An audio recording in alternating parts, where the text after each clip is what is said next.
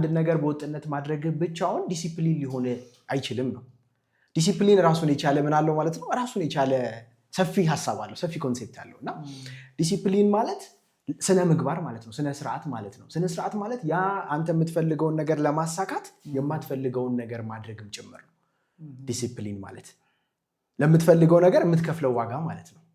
ለምሳሌ አሁን አንድ ሰው ውፍረት ሊኖረው ይችላል። ያንን ውፍረት መቀነስና የተስተካከለ አቋም እንዲኖረው ሊፈልግ ይችላል። ያንን ውፍረት ወደ ተስተካከለ አቋም ለማምጣት ዲሲፕሊን ይጠይቃል። ዲሲፕሊን ማለት አሁን ለምሳሌ ያ ሰው የወፈረው ምግብ ስለማይመርጥ ሊሆን ይችላል፣ ኤክሰርሳይዝ ስለማያደርግ ሊሆን ይችላል።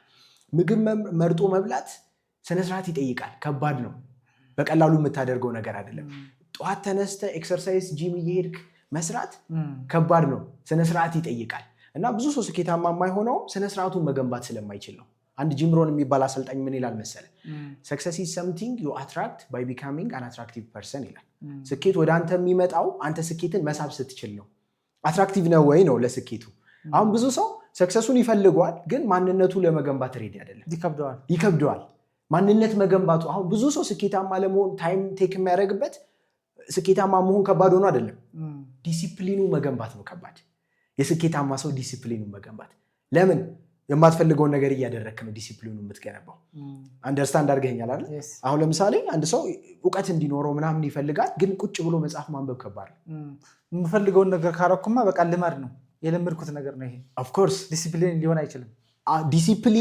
ዲሲፕሊን ማለት ስነ ስርዓት፣ ያንን ነገር የምትፈልገውን ነገር የሚፈልገውን ነገር የመገንባት ፕሮሰሱ ነው።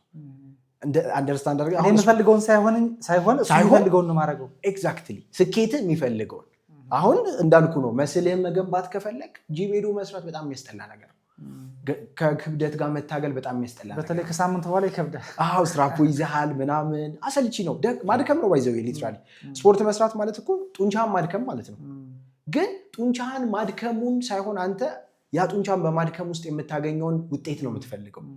ስለዚህ ሁሉም የምትፈልጋቸው ነገሮች በሙሉ ምን ይፈልጋሉ? ስነስርዓት ይፈልጋሉ፣ ዲሲፕሊን ይፈልጋሉ። ያን ደግሞ ለመገንባት ምን ይፈልጋል? አንተ ራስን መግዛት መቻል አለብህ። ለዛ ለምትፈልገው ውጤት የሚያስፈልገውን ዲሲፕሊን በወጥነት ማድረግ መቻል አለብህ። ለምሳሌ የኔን ኤክስፒሪየንስ ልንገርህ። የመጀመሪያው ታይም ላይ ፕሮፌሽናል ነው የኛ ስራ የሚያስለብሰው እና ሱፍ መልበስ እኔ አልወድም። ሰው ጋር ስለምትገናኝ ሰው ጋር ትገናኛለህ፣ ትሬኒንግ ትሰጣለህ ምናምን እና ሱፍ ትለብሳለህ እና ሱፍ መልበስ እኔ አልወድም። ግን ስራዬ ምን ይፈልጋል? ሱፍ መልበሴን ግዴታ ይፈልጋል። እና እኔ የምፈልገውን ተውኩና ስራዬ የሚፈልገውን ማድረግ ጀመርኩ።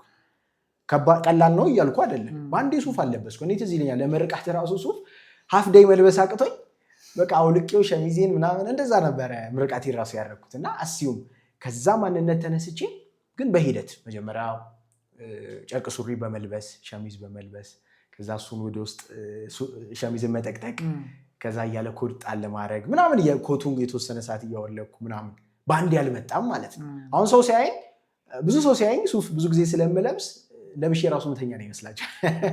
የሌሊት ልብሴም ሱፍ ነው፣ እዛ ደረጃ ነው። እና ሱፍ ለብሼ ምናምን ተፈጥሬ ምናምን ነው ይመስላችሁ።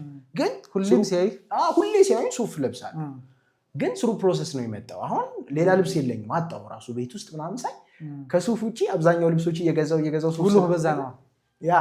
እና አይተዋል። ዲሲፕሊን ማለት ይሄ ነው። ከዛ ከሆነ ጊዜ በኋላ ያ ነገር አውቶማቲክ ይሆንልሃል። ሳታስበው ያንን ነገር ነው የምታደርገው። ሳላስበው ሄጄ የሆነ ልብስ ገዝቼ የመጣው ፕሮፌሽናል ልብስ ነው፣ ሸሚዝ ነው የምገዛው፣ ሱሪ ነው የምገዛው እና ጨርቅ ሱሪ ነው። እና እንደዛ ነው ዲሲፕሊን ማለት። አሁን ብዙ ሰው የሆነ ነገር በቀጣይነት ማድረጉ ብቻ ዲሲፕሊን ይመስለዋል። አንደርስታንድ አድርገኸኛል? የሆነ ነገር ቀጣይነት ካረኩት ይሄ ዲሲፕሊን አይደለም።